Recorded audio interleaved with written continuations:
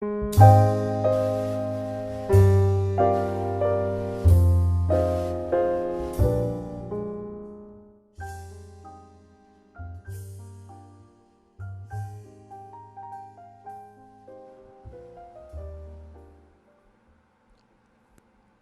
definition, a bicycle is a vehicle with two wheels in tandem. And I can't stand them damn things. I mean, just look at them. They're always in the way when I'm driving. Streets, for cars, not these bicycles to be riding. Now, they have their own lane. What type of affirmative action is this? Trying to integrate bicycles into a system made for cars. I wonder, is this how America thinks of us? Am I nothing more than a bicycle being integrated into a system?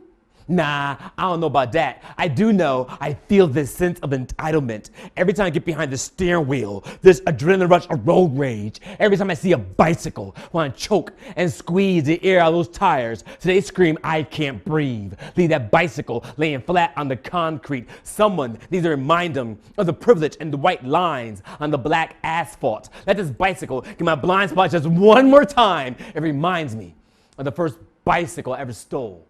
It never made it back to its master. Wait, a bicycle has two wheels in tandem. My world rotates on two hemispheres. Between being African, American, pedaling forward progression, pedaling backwards, you're going nowhere, you're a Negro, gear switching, switch. I ain't got time to think about this. The fact is, these bicycles are running wild and free. They need to go back where they came from, hanging on a rack, wheels dangling.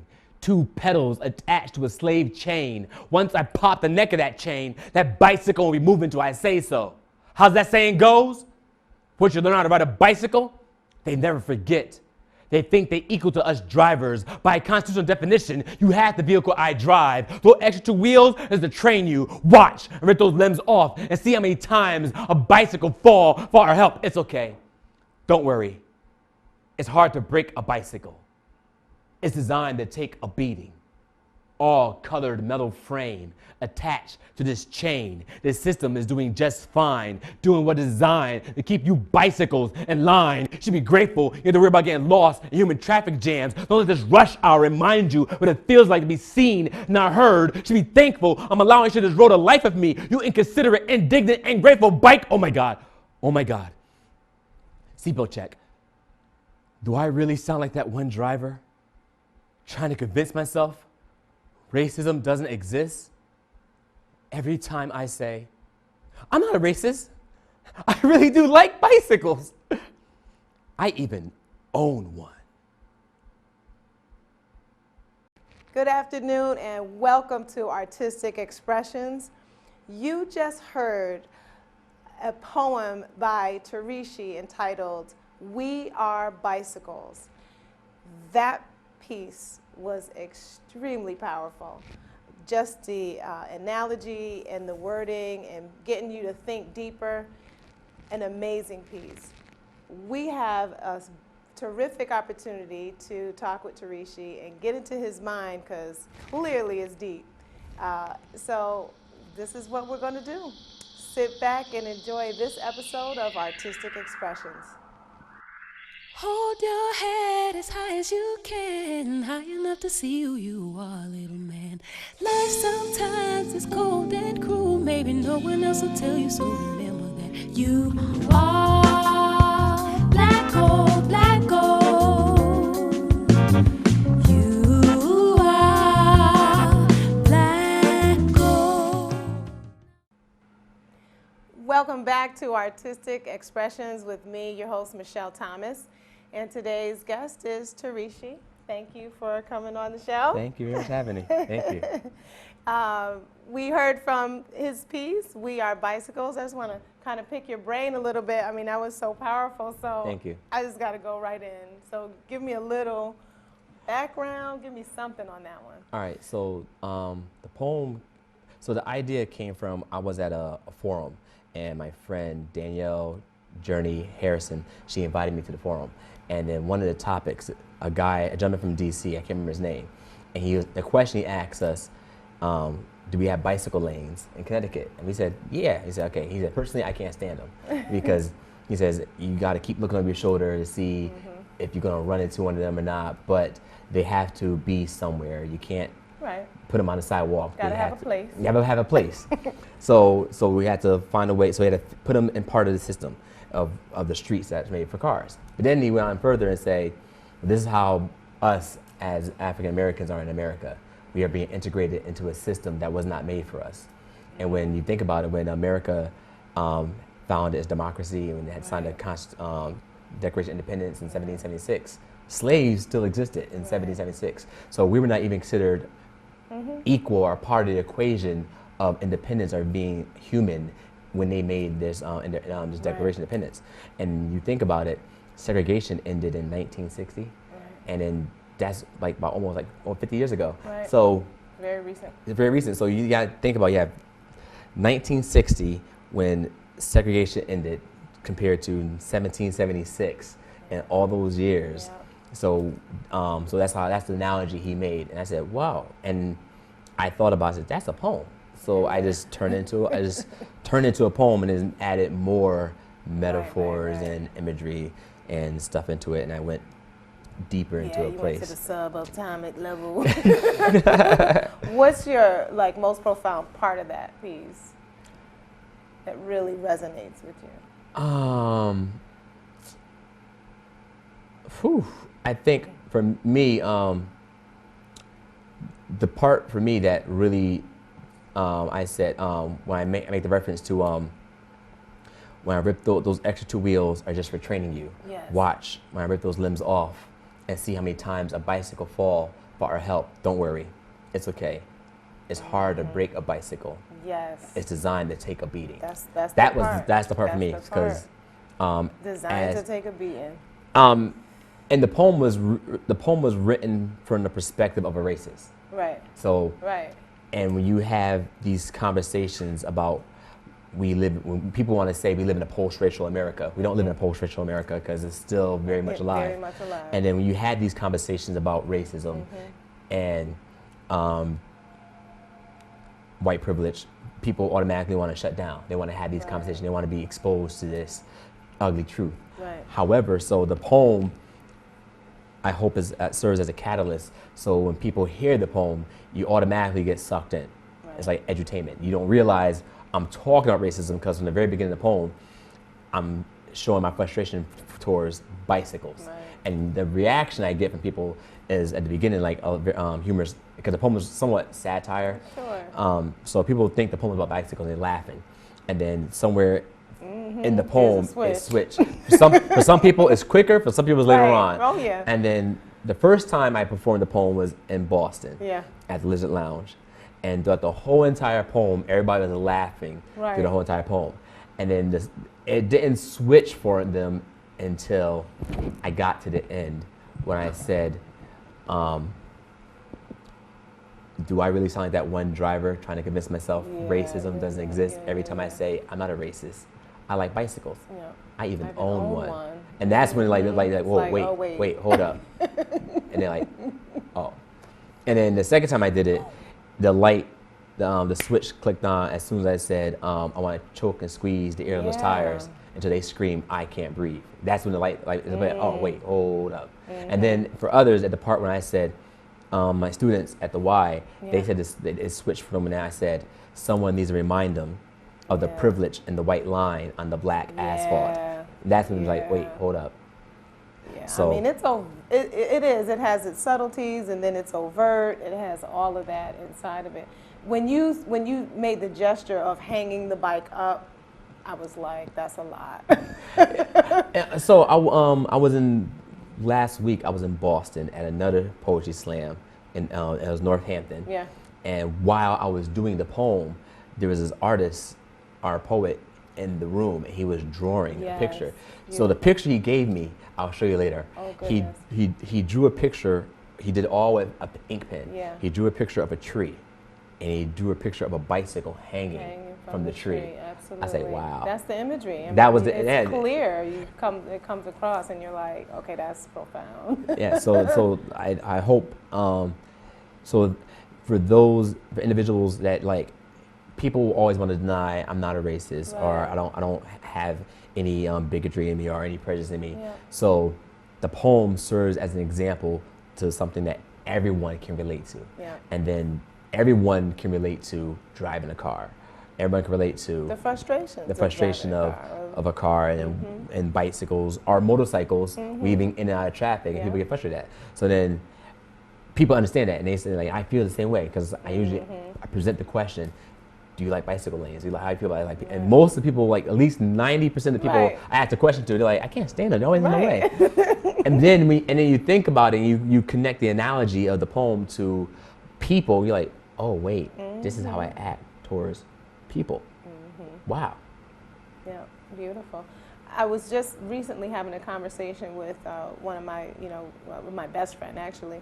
And in our conversation, we were talking about this very thing of how in America now, people are so quick to say, we're in a post-racist America, or, oh, I'm not racist, or all of the, the television, everything is just flooded with this, oh, no, we're not racist anymore. It's, and a lot of people talk that talk. But the evidence is still in our communities. The evidence is still in our, how we're treated, what are the opportunities. The evidence is still there. Yes, it's very much visual, very much in your face, in black and white. And those that is a shame. Well, I feel like there's three type of individuals. There's the individuals that are totally oblivious to what's going on. There are the individuals that do know what's going on, and there's individuals that know what's going on, but they pretend like they don't know what's going on, so they can benefit off the privilege that is awarded to them. So, but it all depends on. So the main problem is the individuals that are totally oblivious. Right, because that is are the people that do know what's going on, and they pretend they like. Try to act like it's not going on, and they're like perpetuating the evil as it is. Yes, I think what I love about artists is that we do have that ability to take real tough stuff and present it to the public and present it to people in a way that encourages conversation and encourages healing from those conversations, because like you're saying, I can just imagine after a show and people are laughing and talking about it, but then it's like, yo, that was deep, and start kind of having a conversation about it. That's the beauty of being an artist. Oh, definitely. And the connection that you get from different people, and the fact that like, whoa, let's build. I want to talk about same we're doing now. Like, how you come to that conclusion and make this, and then I tell my students like the process is learning from every aspect. Like there's no one direction of learning. I tell my students like read anything you get your hands on. Read newspaper, comic books. Nonfiction, fiction, cereal boxes, billboards. I love it. Read, just read. Cereal boxes. Tea bag notes. Tea bag, yeah. Little messages. Actually, a friend of mine, actually is a like I think it's Bigelow tea. Yeah. Oh they have a tea. Messages. They have a tea called Mint Plantation. Yes, they tea. do. And I was like, wow. And yes. then it makes you think. I don't think, I'm not going to say that what they were thinking. We don't know what they think about but it makes you like, Do I want mint plantation in my house? So I just read everything, and it makes you inquire, and like, it makes your brain grow. Yes. What I didn't do was say all of Tarishi's many talents and titles, so I'm going to actually let Tarishi do that because it's extensive. So I'm gonna give that to you. What is your titles? So I'm gonna just focus on the main things I do right now. So overall, I'm an artist, and that umbrella encompasses martial arts, culinary arts. I do a lot of cooking. I'd be Snapchatting, like on Instagram, cooking. Poetry, actor, model, activist, teacher, educator, host. Nice. Yeah. All that. All that. I love. Just a Renaissance man. Right. Renaissance man, well-rounded artist, everything all Yeah. in one package. So right now, you know, in your space and in your mind, what is your energy focusing on? So right now, all my energy is focusing on this play I'm working on. Yes. So a gentleman, another fellow artist, poet, and everything else. He lives in, I want to say he lives in Queens, and we work on this play, surrounded around relationships. Okay. I don't want to go too deep into it because you get it. You're doing it. You're in it. It's, so we meet every once or twice a week. Okay. To write it out, and I'm not gonna say when it's gonna be done, but sure. But the energy's there. The energy's there. The focus there, Mm-hmm. and I've done a lot of acting. I've done a lot of plays, Yep. and I know what I don't want to do Okay. because all the plays I've done, they were very good. I want to do something different. Okay. And we've been just the writing we're doing is in the play is different, and no one has done this before. Okay. This is gonna be so. Even the title of the play alone is so provocative. It's like, it's gonna make people. Can you say the title? And I can't. I can't knew say it. the I'm title. like, he's saying all that, but he's not gonna can't give up the goods. You gotta give up so it's almost like the poem I just did. So right. the title is gonna make you think like, what? Yeah. And then you come see the play, it's totally against the grain of the title was. However, it's wrapped around a bunch of metaphors. Right. And you're thinking the play is about this, and then the whole play is about something else. Okay. And now you said something though. You said that you know what you don't want to do. So without describing what the play is, at least say what is it that you don't want to do? Like what is the? Okay, so in the plays I have done, there's always the spoken word element in some of the plays I've done, and one thing I noticed in the plays is always that when it's time for the actor to say his, delivers his piece, he does it by himself. Okay. And it's usually like a normal 3-minute, 2-minute poem. Sure. I want to take that element away. Okay. And we came up with a better way right. of doing Somehow it. And it's still going to be some poetry in the play, but right. it's not going to be. Just the approach. It's the approach is going to be different. And I know you heard of, and usually in plays they always break the fourth wall. So,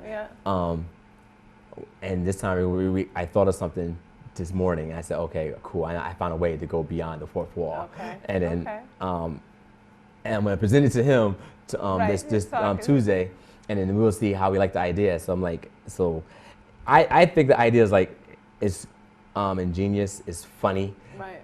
And I can't wait to do it. And so, even without a time frame, but are you thinking this year? Oh, or definitely. Right? Oh, no. There is a, Well, it's definitely this year. Okay. So just so that we know to keep our eyes on. Yeah, things, keep your so eyes on when for it. It's definitely this. It's definitely gonna be this year. Okay. Because he's an awesome writer. Okay. I like writing.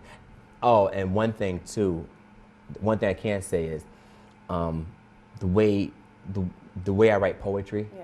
And the way my mentor has showed me, like every time you say something, it's supposed to be like wow.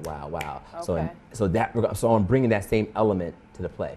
Okay. Every time something is said, it's gonna be like something. What? Yeah. Wait. And even in too much. even whether it's gonna be a poem or just regular dialogue, right.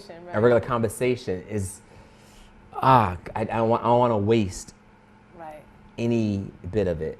A poet, his name is Carvin Zassant, he said, here's a quote, I'll make sure I got it right. He says, I only want to speak unless it improves upon silence. So that's how I want this, every time the actors. I mean, that's how writers write. I mean, they're choosing every word. Like words are powerful. Yeah, and I've seen some plays where there's parts of the plays that it's just dialogue, just to get from one spot to the next. And I said, okay, that's cool, but if I'm gonna take you from this spot to here, You're gonna transition I a want whole nother way. I want this transition. I want everything to be like, what? Did you hear what he just said to that? You heard what he said to get from here to there, and now we're here? Right. Wait, I need to stop. I need intermission. This is just too much. We gotta see it again. Yeah. So that's where I'm at. That's where I'm at right now. I'm Right. energy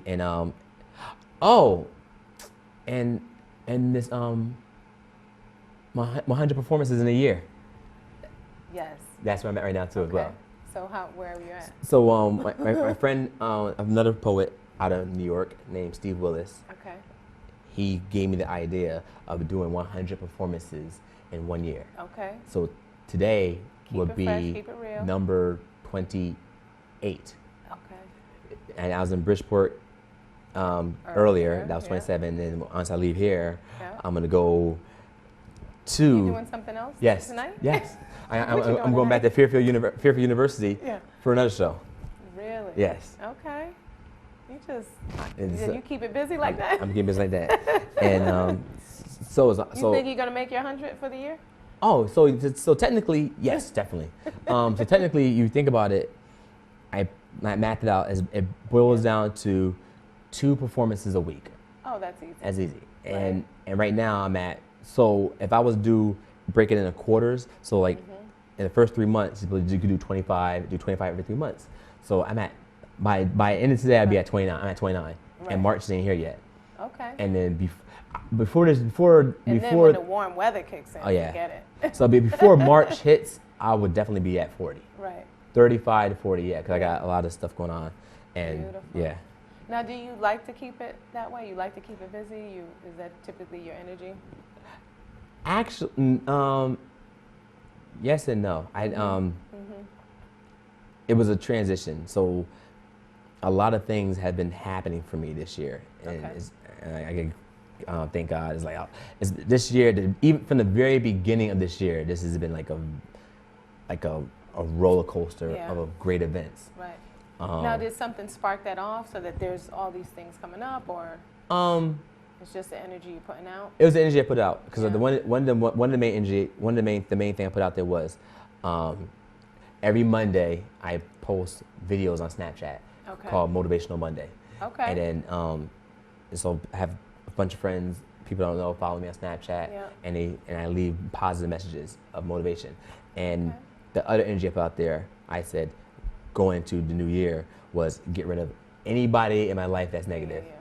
Yeah. Because anyone in your circle that's negative is going to add on to you and be a leech on your energy. So, and I also, so the whole clean house, and then the whole thing about the 100 performances, I asked my friend last year to explain to me, do you mind if I do it? And he said, yeah, sure. And then I said, okay, cool. So, given that mindset and like optimism, as like I found a quote, it says optimism is like a happiness, like a good energy magnet. The more positive you are, the more you attract things. Sure. So I've been positive ever since the beginning of the year, and then how that phrase says, faith without works is dead. So I've been working my art and my craft constantly. Right. And by doing that, I've been seeing a lot of good things come away. A lot of Right. You seem very introspective, and then but then you kind of activate on that. And I think a lot of artists, they need to hear that, because you might have these ideas, or you have this yearning, you have this longing, you have all these things you do, or you want to change in a certain format, and then it falls flat because it's like, what do I do? And the simple solution or equation is what you're presenting, is you just in the moment one thing. And so I found out it is very simple and hard at the same time. So the simple part is like, us as humans, we automatically know what we want. We automatically know what. The difficult part about it is we seem to feel like we don't know how to go about getting it. Right. And then the first part is being honest with yourself and having this conversation, this intimate conversation of truthful conversation with yourself. What do you really want? Right. And then and write it down and read. So there's a book called The Alchemist. Read the book. You had the book? Yeah, I read The Alchemist. So I said to myself, this is what I want to do. I want to focus on my art. And then boom. And then you have to write it out. Like and the same way you work a job, So if you work a full-time job, you work 40 hours a week. Yeah. And then by working your full-time job, you're good at your job. Whatever your occupation is, you're good at it because you've been doing it over and over repetitively. Right. So the same thing with your art, your craft. The same amount of hours you put in that work is the same amount of hours you got to put into your craft and more. And I've learned that your passion is something that you enjoy doing, and you will do it over and over again, no matter what, even if you did or did not get paid for it. And an idea, an idea is to try to turn your passion into your career. And by you pursuing, it's like like whether you believe, whatever you believe in, the universe will speak to you. And that's what part of the alchemist was talking about. Like whatever you believe in, and whatever you desire and you work towards it, the universe will speak, God will speak to you to give you what you want as long as you're working towards it. It's it like opens. Everything moves and you have to be and manifest it. And yes, I will. And here's the hard part. It's a lot of hard work because I drove this morning. I live in Hartford. Drove to Bridgeport. Drove to Hartford. About to drive back to Bridgeport. Didn't have to work third shift tonight. Oh, okay. However, doing all of that doesn't bother me because I'm enjoying it. It's the passion. This is my passion. I want to do. And then sometimes I'll drive to New York, back, and then go back to New York. That's a lot. And but that's a lot. But sometimes that's like and that was because of bad planning on my part the other day. And then sometimes I try to figure out, okay, how can I just stay in New York, and do I need to do here, and then that way I can just come back later. Yeah. I find that the energy, when it's a creative energy, I find that energy comes from a source that's almost limitless. It just keeps going and keeps going, and you don't even realize time or space or anything in between. No. And you feel energized. No, it's funny because a lot of my friends, they say I don't stop. I'm like I just don't. Because I'm doing what I enjoy. It's like this and eating. In the kitchen. In the kitchen.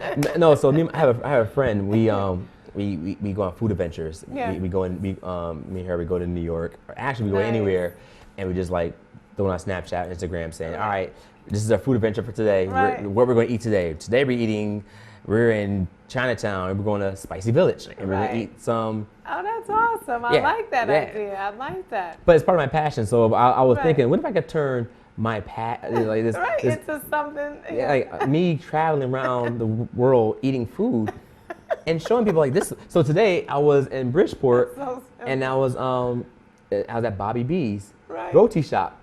You're like, here I am. I said, here I am getting this roti. Yeah. So how long have you been, in the culinary arts? Like, what is your specialty in there? What are you doing? So whenever I go out to eat, and I eat something, I taste it. And I say, no, I can make this at home. Yeah. and then I taste it, and it has this. I can taste it. I can breaking it down. I break it down, and I'll go to the store, buy all that stuff, and I go home and I make it. Yeah. And it ends up being better than what I had at the restaurant.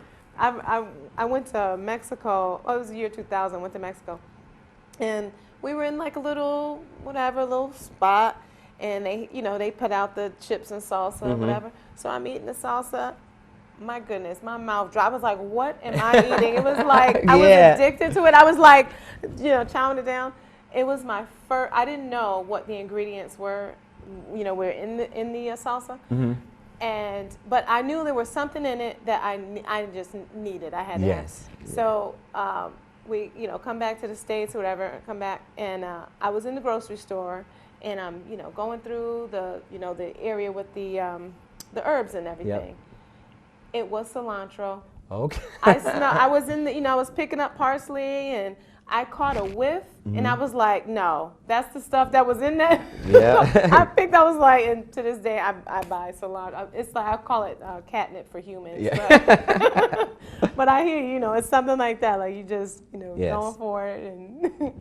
So what's your favorite dish to make? Like, oh, and it was lamb. Okay. And so now my favorite dish is anything with pineapples. pineapples. I like salmon, so anything with pineapples. So I got this new thing where I take a pineapple, a whole pineapple, cut it in half, and then I scoop the insides out, and then I use the pineapple halves as bowls to serve the food in. Okay. Yeah. I want some. So that's awesome. So now I want to, kind of switch gears just about any major, you got the play, what other things that as an artist are coming from you that you feel is very important that's going on now in times, because I know artists can kind of ebb and flow, and sometimes it's really deep, and other times it's like, okay, I need a break. I just need some, something calm. So where are you, So the play is like for me to be the calming point because it's talking about relationships. Okay. I can say that much. Yeah, right. And I like talking about relationships. I like talking about love. Okay. I like talking about things of that nature, the human spirit. Right. Outside of what's going on in the world, because I feel like with everything going on in the world, everyone tends to focus what's the negatives that's being portrayed by the media, and you can't help it because it's the nature, it's the atmosphere we live in. And I like, for me, believe it or not, I tell everyone I love writing love poems. Yeah. But I write better love poems than I do other poems. Right.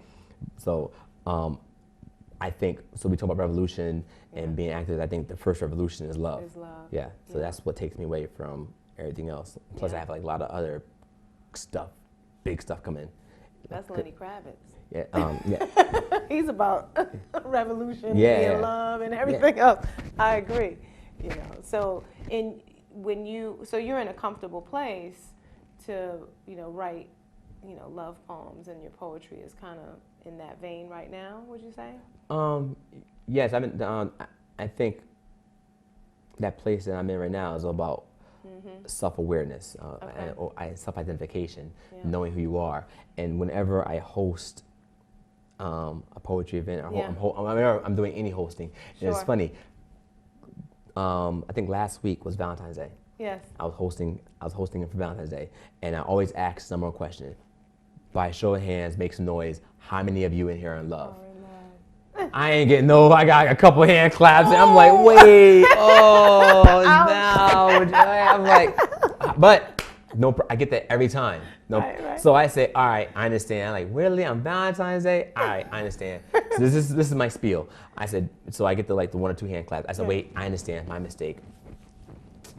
Glitch in the matrix. I'm asking the wrong questions. Nice. I'm supposed to ask by a round of applause, or I make some noise. How many of you are in love with yourselves? Oh, everybody. And everybody's clapping. Everybody go, woo! Yeah, right. like they won the lottery. But I say that because of the importance. I tell everyone over and over again, it's a good thing. Don't feel bad about loving yourself, because I tell everyone, in order to love someone else, you must learn how to love yourself first. Right.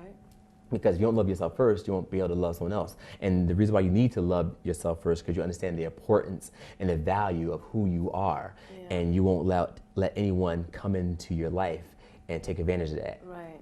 And and I hear a lot of people, they call me, text me, Facebook, ask for advice, and I said, yo, you gotta know who you are. Just say no.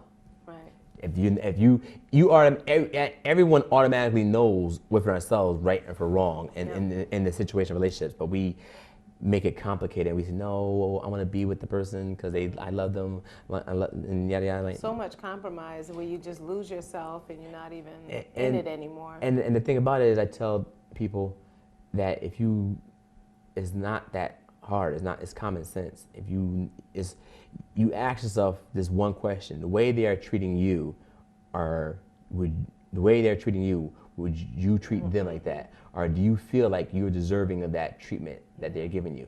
And then it could be a problem of love language, because there's 5 different love languages. Right. People don't understand we speak different love language.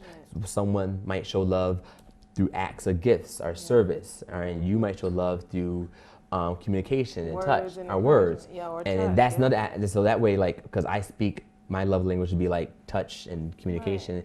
and then I'm thinking this person don't love me because they always want to shower me a gifts. Right.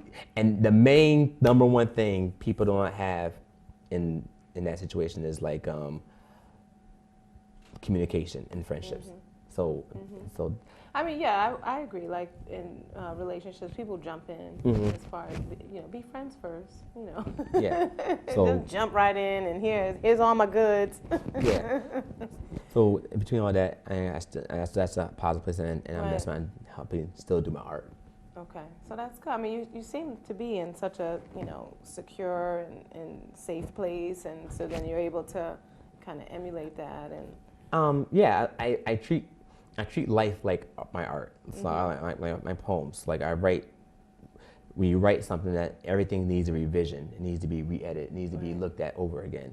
And the same thing with your life. You need to look it over again, revolving, edit, make corrections, and the corrections would be your own personal flaws, improving on that, and working on yourself, and then being refined. Exactly. Come out on the other end. Yeah. So that's the whole journey at the same time. Beautiful. Now, do you have any shows coming up that you'd mention or like to say? So tomorrow, Nice. I'll be opening for Saul Williams Oh, really? at Wesleyan. Yes. No kidding. So You this excited about Saturday, that? February 20th, I'll be over Is Saul that Williams. an evening show or an Evening show. Oh, okay. Yeah. So tomorrow I'll be busy too. So tomorrow in the daytime, I'm going to UConn for a slam. Okay. And then as soon as that slam is done, I'm going to go to Wesleyan Yeah. to open for Saul Williams. Beautiful. And then on Sunday, I gotta check my calendar. I got something going on. Sure. And I'm working with the slam team again. Yes. So And how's that going? So we have a whole new team now. Okay. It's 2016, and this year the National Poetry Slam is going to be in Decatur, Okay. Georgia. Yep. Yeah. Okay. 20 minutes from ATL. Okay. That's exciting. That's exciting. And how many slam events are going on before then? Because there's a lot of activity that happens before.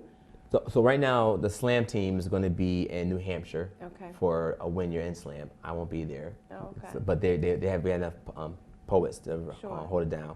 Okay. And then after that, we will have a regional finals. That will be sometime either in June or July. And then we have slams, like scrimmages in between. So there's no actual schedule. When other teams reach out to us, say, hey, would you be available and to do a when slam? is the Decatur That is going to be either the first full week of August or the second full week of August. Okay. So I definitely So I get you just that. want to know, so that we come back and maybe have something going on with that once it's like in cooking and so we'll make sure we'll keep our ears and eyes open on you guys doing the thing. Yeah. And then one last thing, I was asking about the shows and stuff. Is there anything that you would like to what kind of message would you? I mean, you're so profound in so many other levels. The most profound message I want to leave on people's ears is to surround yourself around positive people. Surround yourself around individuals that you can have open dialogue and conversation with. Because I've come to realize that people cannot talk to certain people because they feel like I can't say this to this person because they might take it a certain way. The friends I surround myself with, I can say whatever I want to say to them, and they can say whatever they want to say to me, and I know that it's coming from an honest place, and You're not feeling judged. I'm not feeling judged. Or if they say something to me, I'm not going to look at it as negative because they're saying it as a way of correcting me, or because we all make mistakes, and they're saying that look out for me, and vice versa. So I just say you surround yourself around positive, like-minded people, and then just go for your dreams, go for your goals. And the one thing that holds people back is fear. And I put this on Snapchat, I think 2 days ago. So what stops people from doing what they want to do is the fear of it not being successful, or the fear of not being able to accomplish their goals. And then I put a spoiler alert. So this is a spoiler alert. Right. Everyone out there. there is no guarantees in life, period. So go for your goals. Go for it anyway. There's no guarantee in your job. Right. In anything. There's no guarantee in anything you do. And once you come to that realization, there's no guarantee in anything. Then the light, the switch come on like, oh snap! I need to do what I want to do for me. I need to I'm not saying like, okay, just stop doing what you're doing and go do what you're trying to do. Right. It's a process, and you have to really ask yourself, what is it that I really want to do? And then you need to start working at it. So, and then as you start working at it, you start seeing things starting to blossom for yourself on its own. That's the energy you're putting in, exactly. Positive, and you surround yourself with positive people. Your energy is positive. When you were saying that, the one thing that made me about fear, the one quote that I always say is, "There is no fear in love." And you being about love, and then talking about fear. There's no fear in love, and so you do. You're doing something from your heart. You're giving your all. There's no fear. You go for it. Yeah. So, thank you very much for this conversation. This is awesome. Thank it's you. such a pleasure having you Likewise, on. yes. This is I wonderful. This is just I love my artists. They're all personal to me now. Because just the ability to get in the minds of different people and connecting on a just higher plane. I mean, we need that to hear what are people thinking? How do we do this thing called life, and our art and our ability to communicate and get that message out. And so what I really appreciate about you, Tarishi, is that you're a thinking person, and you really go deep, and you present this art with such passion and power. Like, I'm at the edge of my seat, listening, and the body language and the words, and then the message is just so profound, and I love that. And I think this is necessary for our times, and to get people talking and moving, and then what does that do? It calls them to action. It does, so, yes. Wonderful conversation. I love this. Thank you so much for joining us again at Artistic Expressions with me, your host, Michelle Thomas. We had Tarishi. Just continue to join us for future episodes, and we are going to keep track of this one because he has a lot of things going, and we will know what the play is, the name of the play, and all of that. So just stay tuned. And remember to always support the arts and your local artists. Thank you.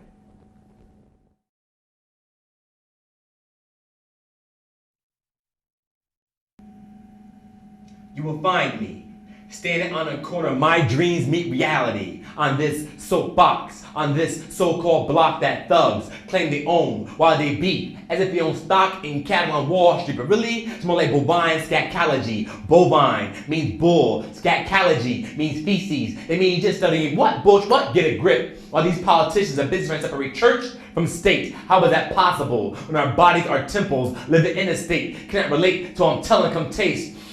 When I'm selling, I got that work. They make your left and right brain twerk. Gluteus maximus not required. Now tell me, what's in your wallet? Tell the crack of your arse. You flaunt up and down these blocks of your boxers, looking like a lower tramp stamp. Listen, the only pair of boxers I want to see is in a ring. We need to do more than ring the bell to save ourselves from ourselves. How can we save by the bell? I'm trying to ring our show on bells. That's why I stay taking the risk. Make myself a target for stop and frisk. Hold your ground. I be on these blocks till the cops come around patting me down. If I not but 5 pounds of picnics of books, I look at them and say, you can't keep a good man down. You will never ever steal my crown. And he asks me, would you know this midnight? I tell them I'm the equivalent of John Coltrane, Love, Black Thought, and Revolution on or off a mic. Every time I open my mouth to speak, they caught my mind scheme. Oh, what a tangle where we weave. We practice to believe. My dreams will never be deferred. You're seeing them right now. My birth was an act of revolution. I've been revolting ever since the day I came out of mother's womb.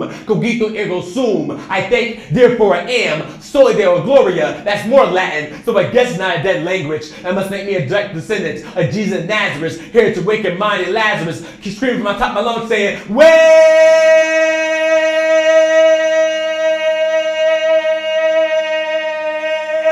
up! So you know know everyone with melanin and their skin's not criminals, but I will admit, I am criminal-minded. My hair was once locked up. My crown served a 20-year life sentence, so you thugs on the block tell me, what the hell are you trying to write? I'm a walking gospel, a 5'10" standing amen, a hallelujah in the flesh, a living proverb, a byword. You're just a byproduct of these next words about the slur. I bet you never heard poetry quite like this before. Suffering succotash. If I could, I'll do it bigger than big. I won't kick in the door waving the 4-4. I'll be your American gangster in broad daylight with a 45 Psalm, first verse as I open the Bible to recite. My tongue is the pen of a ready writer. I'm a different type of fighter. You a prize fighter. I'm a freedom fighter. I'm Harriet, Ashada, Ida B. I'm not afraid to resurrect the woman inside of me to reveal my vulnerabilities. On page, on the stage, or in bed. I am said and loved. Too deep these words cannot speak of the 7 oceans of emotions I am drowned in. Let this submerge on the shore of this soapbox. Let's see the corners block. Tell me, what the hell are you trying to sell me? Because obviously, I ain't buying it.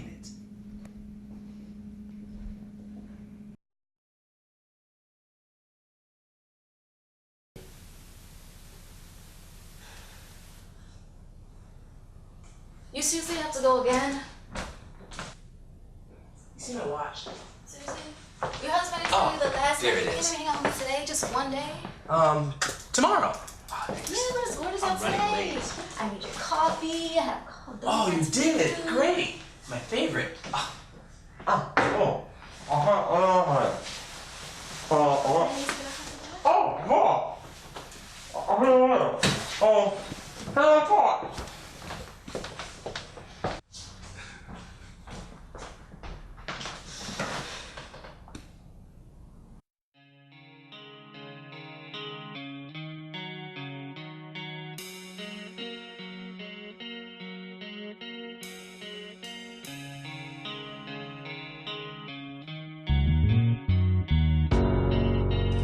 The blue skies are painted pitch black. In the background, you can hear the eerie pitch sound of sirens. Bullets flying, lighting up the sky as fireflies. At the 12th hour, you can smell the stench of gunpowder. Bombs in the distance are the bass drums. Fighter jets flying high supply the woodwind. Chaos is the percussion. This is a symphony of destruction. The world as we know it is coming to an end, so darling, will you make love to me? This may be our last night. I will hold you tight. I am not afraid. I'll be brave enough for the both of us.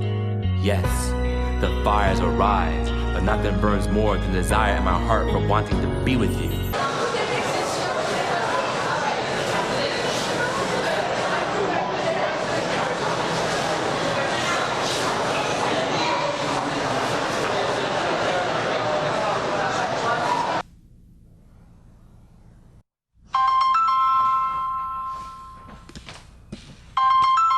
Hey!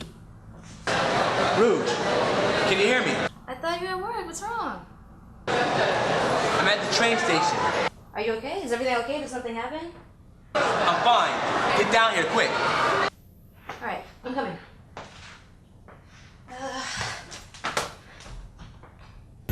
I want to make love to you. I'll do anything to be near you. I'll run through hell, literally and figuratively. Actually, we may be living in hell right now. So let's make love till the heavens fall down, till the walls come tumbling down. There's a rumble in the jungle, but there's nothing more troubling than not being able to make love with you. So, let's hold each other tonight. Hold each other tight. My arms are a black hole, and you are my light. I need to feel the palm of your hands burning into my back like napalm. Your kiss is the sweetest bliss I've ever tasted. The feel of your breath is so refreshing. It's a summer wind coming from the window of your soul. Your love feels like it stretches across time and space. I don't want to waste any time and space between our waistlines.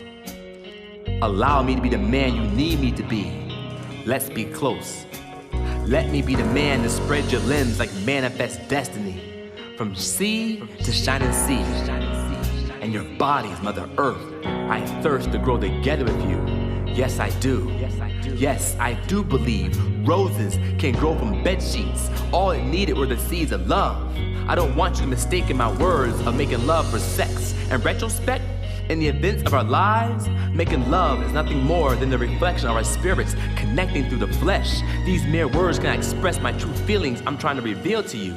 We prayed every night for the most of our lives. We have reverence and respect for our God, the Most High. We do not fear what's going to happen next. We will survive. So let's have revival. Our bodies are temples. When you and I come together, we are the congregation. Let our bedroom be the church, and our love, the Holy Ghost. Let's make the most of these moments. It is said, when you die, your whole life flashes before your eyes, and that is true. The last thing I want to see is me making love to you. So baby, if the world is coming to an end, I want our spirits to blend together like the sun being swallowed by the ocean just to give birth to a new moon, only to be eclipsed by the clouds of apocalypse. But I have enough faith that we will already be in a better place before we can taste this bittersweet night of sorrow. So baby, let's make love anyway, as if there's no tomorrow. Let's love each other, baby, as if there's no tomorrow. Let's make love anyway, as if there's no tomorrow. Say I love you each and every day, as if there's no tomorrow. Baby, I will love you each and every day, as if there's no tomorrow. So let's love each other each and every day, as if there is no tomorrow. Baby, I love you each and every day, like there is no tomorrow.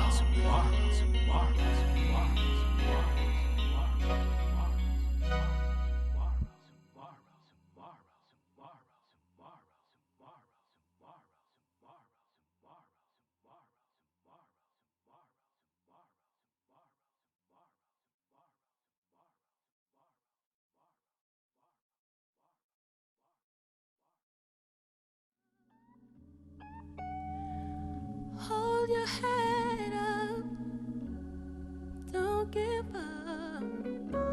You are black gold, you are black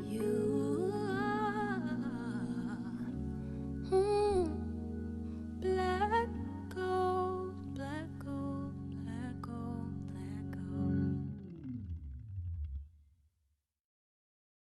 Hi, I'm Tarishi M.I.D.NIGHT Shuler. I'm an artist, actor, poet, model. I'm Rouge Persuasion, actress, model, artist, dancer. I'm Robert Cooper. I'm a photographer, videographer, and journalist. Shout out to Artistic Expressions, and we support the arts. Shout outs to Artistic Expressions, and I support the arts. This is L. Mixon Sean Rossi. Hi, my name is Shandia. I'm a model. I'm giving a shout out to Artistic Expressions, and I support the arts.